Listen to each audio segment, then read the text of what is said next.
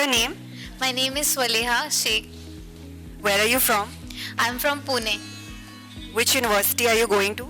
I'm going to Bukovinian University in Ukraine. Why did you choose this particular university?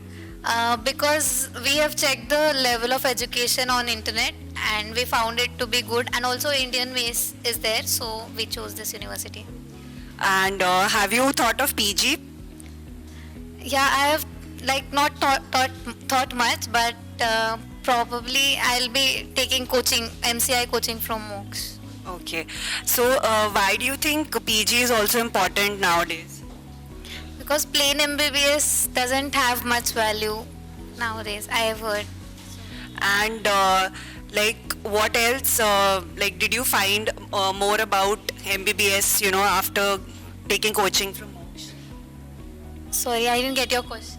What more did you discover about MBBS? After you took counseling from MOOCs? I have got to know this thing only, that without PG, MBBS is less use and less help. And how was your overall experience, like the counseling, the documentation, and any other queries that you wanted?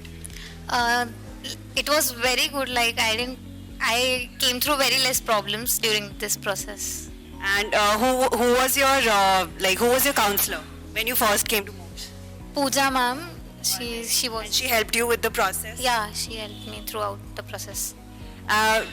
Today we're facing a lot of shortages of doctors in India, and as per WHO, the ratio should be 1 per 1,000 population, whereas in India we have around 1:1,400. So how do you think, why should people take up this profession? For the same reason, that ratio of doctors is very less in India.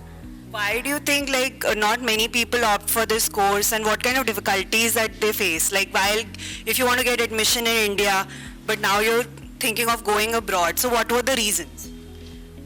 Firstly, marks were less for government admissions, and private colleges have higher fees, which is not worthless also and not affordable also. So yeah.